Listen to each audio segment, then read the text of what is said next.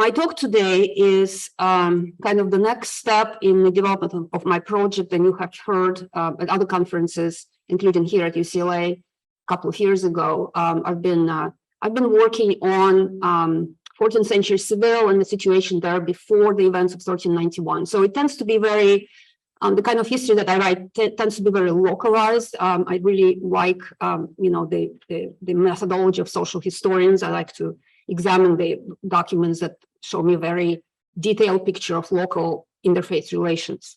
So this paper is kind of a departure from that, which was always part of the plan. I was going to frame my more localized research and put in a much larger framework of long-term anti-Semitic narratives, because I do believe, and I think in that I'm following very much in the footsteps of Miri Rubin and David Nirenberg, that these long-term narratives are activated in local context. And I think that's very much what is happening in Seville before 1391. So this is a very early draft of a paper that will probably be the core of my the very first chapter in my book.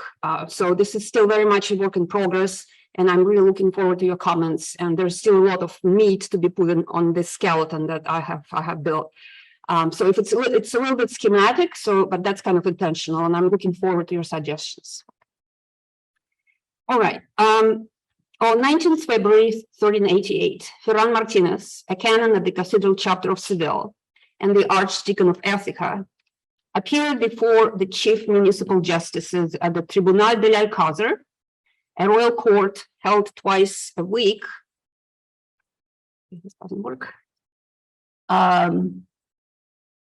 Held twice a week at the gates of the royal palace, the Alcázar, and I'm not sure if those are the gates where the court was held, but it is the gates to the Alcázar, one of the gates. So he was there to answer the charges brought against him by the Jewish community of Seville, that he had been publicly preaching anti-Jewish sermons and threatening the Aljama with violence. Martinez's response to the allegations at the tribunal, recorded by a public notary, and these are the copies of the notarial records of the court proceedings from the Archivo Histórico Nacional in Madrid. So Martinez's response to the allegations at the tribunal makes for a strange and unsettling reading. It has never been adequately analyzed by scholars, probably because the sermon-like speech is a rambling, meandering discourse that lacks the polish and erudition displayed by the homilies of Martinez's more famous contemporaries, such as Vincent Ferrer. Yet it is one of only a few surviving examples of the Archdeacon's anti-Jewish rhetoric. For none of his sermons said to have provoked the 1391 are extant. Maybe they were never recorded even.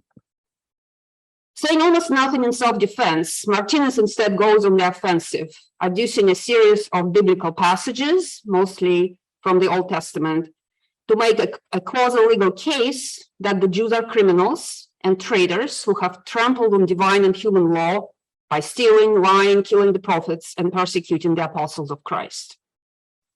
Because of their faithlessness, already at the time of Moses, quote, God put curses on them that would be too long and horrible to recount.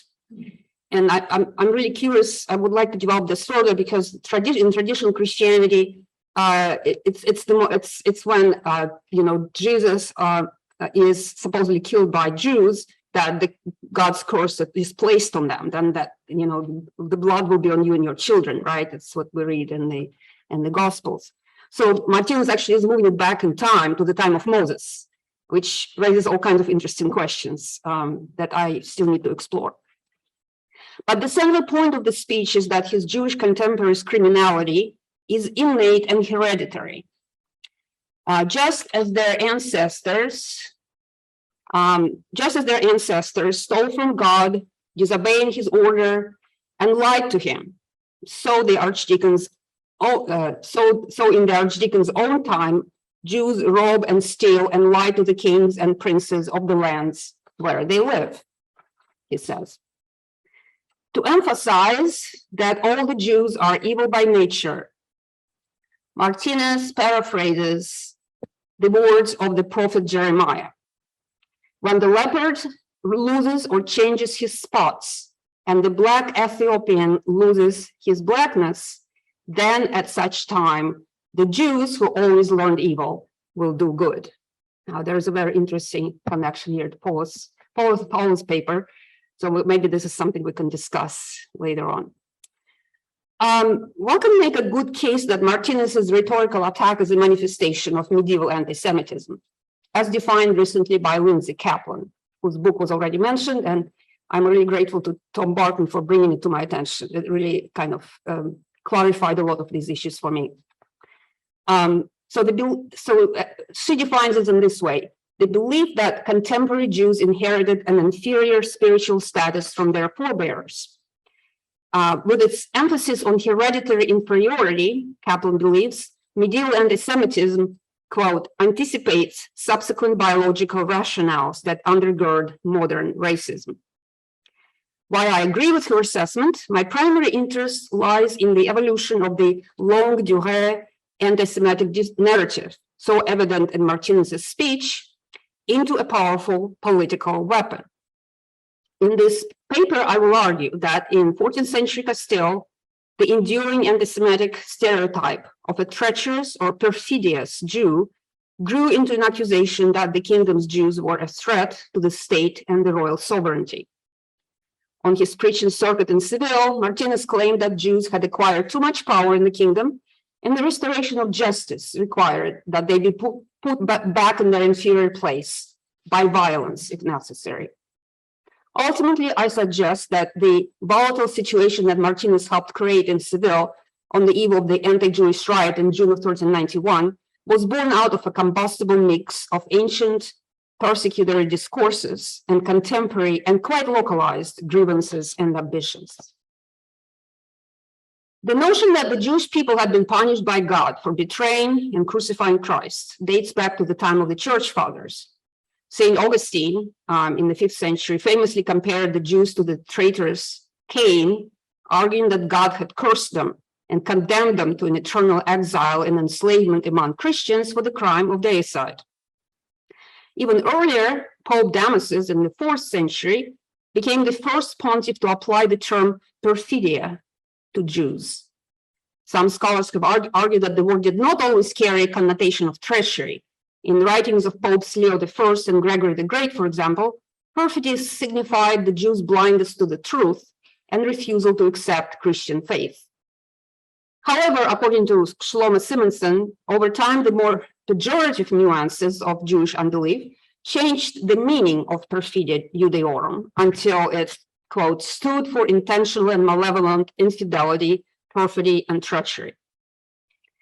Determining whether this change was gradual or sudden lies beyond the scope of this paper, but it is certain that at the end of the 12th century, Pope Innocent III, his reissue of the Constitutio Pro Iudeis, the papal bull of protection, employed the term Jewish perfidy in a more negative context than any of the previous papal pronouncements.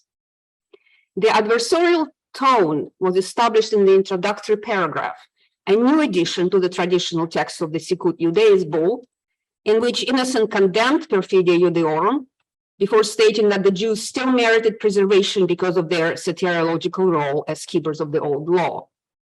However, at the end of the bull, another new clause put conditions on the papal protection, extending it only, quote, to those who have not presumed to plot against the Christian faith.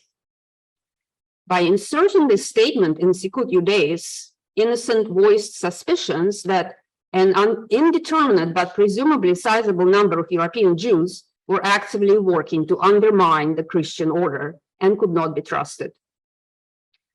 I will return to the impact of Innocent's rhetoric and of the early 13th century church legislation that he had spearheaded on the Castilian king's policies toward the Jews. But first, I would like to go back in time to early medieval Iberia and highlight the role of the Visigothic conciliar and royal edicts in the promotion and politicization of the notion of perfidia Iudeorum. In about 615, as everyone knows, King Sigismund, likely driven by the ideal of a religiously homogeneous society, ordered that all the Jews of the Visigothic kingdom be baptized. By delegitimizing Judaism, Sigismund equated its practice with a crime against the state and turned all the forced converts who were unwilling to give up their religious observances into enemies of the public order.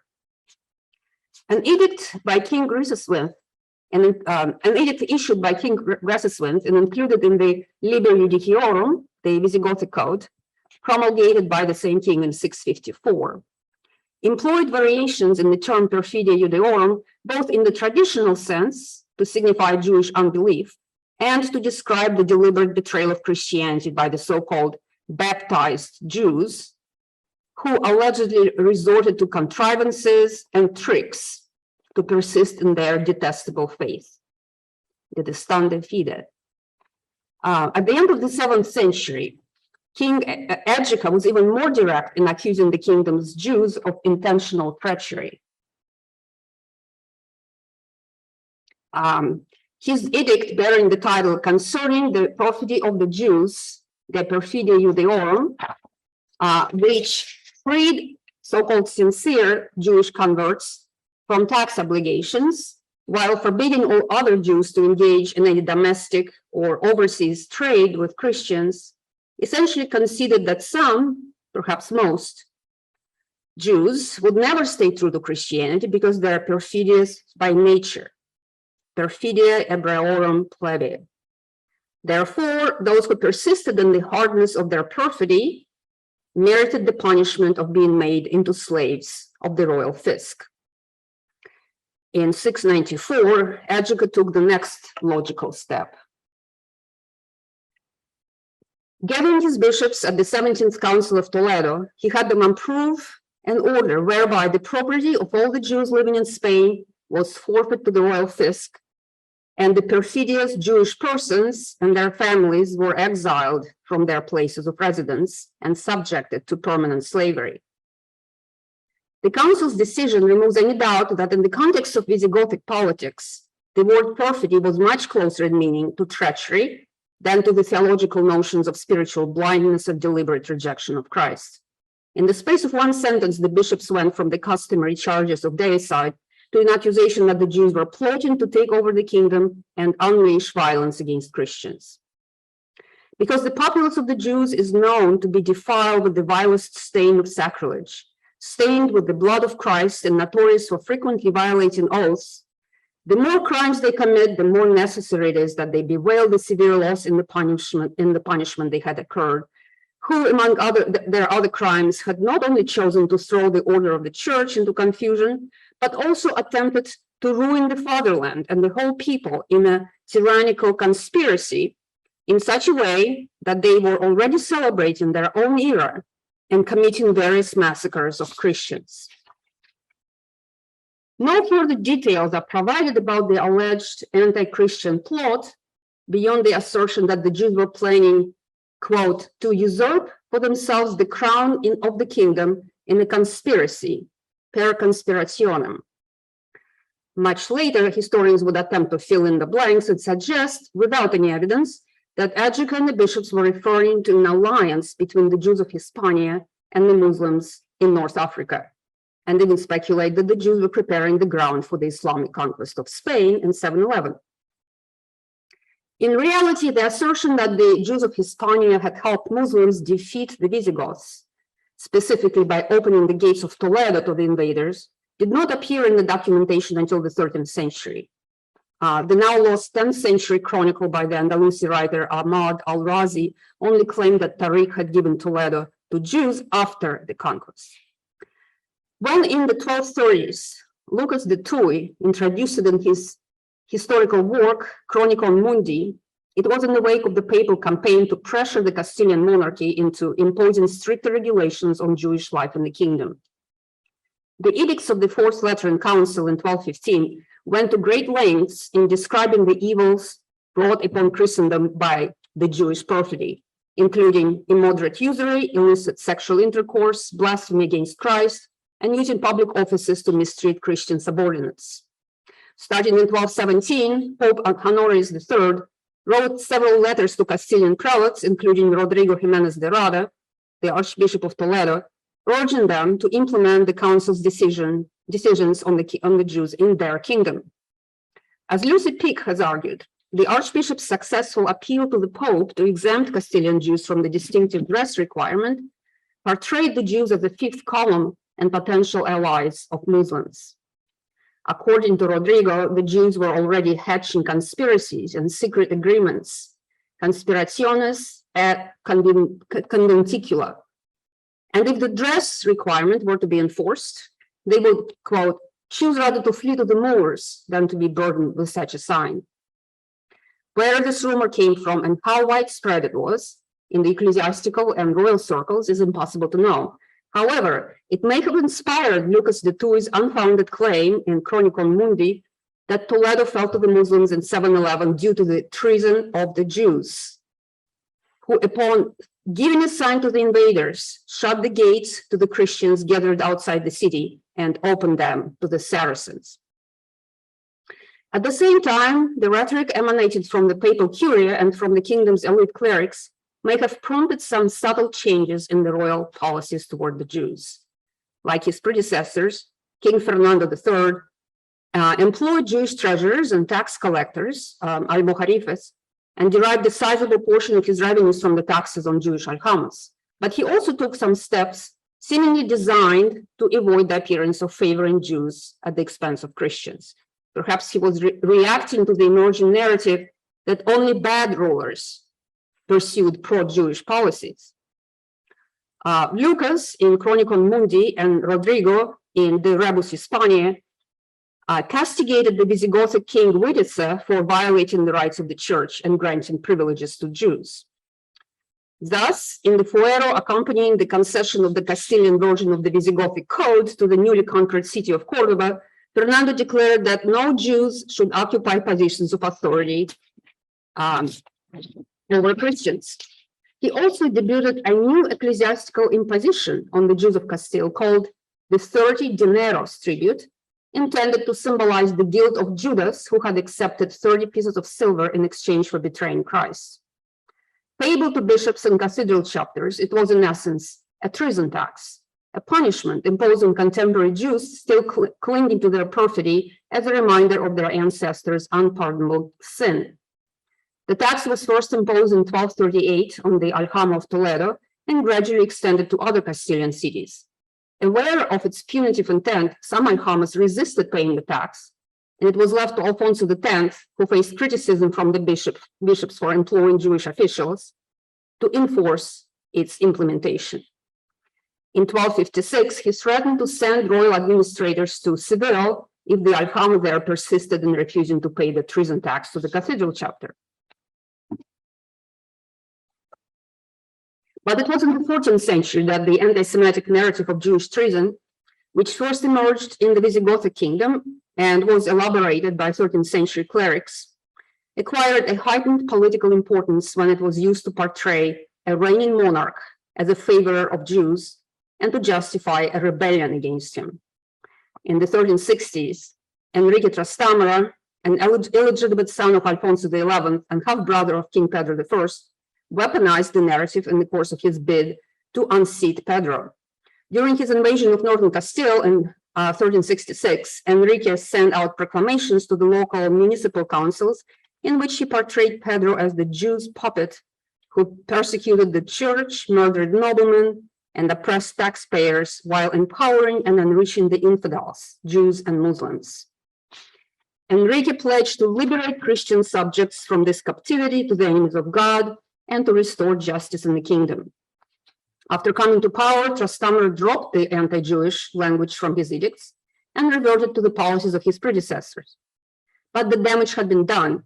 He effectively demonstrated the vulnerability of royal power to the charges of philo-Semitism and helped crystallize the anti-Semitic narrative by linking the violent excesses of Pedro's rule with the Jews' alleged domination of the government.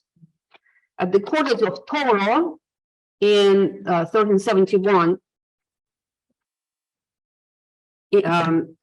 representatives of Castilian towns submitted a petition to the now King Enrique that did not even mention Pedro or Muslims, but put the blame for the kingdom's misery squarely on the Jews. Calling them the enemies of God and of all Christendom, the procurators alleged that during the reign of Pedro, that the Jews had usurped power in the kingdom, depriving the monarch of his sovereignty, and using their supposedly vast influence to enslave Christians and despoil the kingdom. And I will just let you read this passage yourselves. The Cortes at Toro was dominated by the loyalists of Enrique, some of whom had followed Trastamara into exile and even fought for his cause during the Civil War. Now they were back and in charge of municipal governance, while watching Jewish almojarifes who had served King Pedro weather the transition to the new rule and continue in their old roles.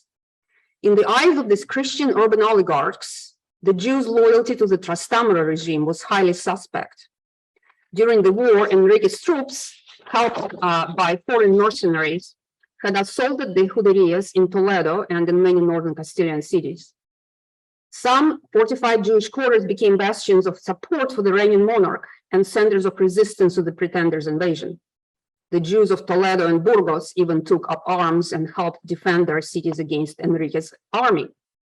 As a result, city officials came to regard Jewish quarters, usually centrally located next to the royal castle and the main cathedral, and often surrounded by a wall, as the dens of traitors that under certain circumstances could turn into enemy enclaves within their cities. At the quarters of Burgos in 1367, the urban procurators, specifically citing the walled Jewish quarter in Toledo as an example, petitioned Enrique to tear down the wall around the Juderías on the grounds that they were harmful, dapnosos, for their cities and towns.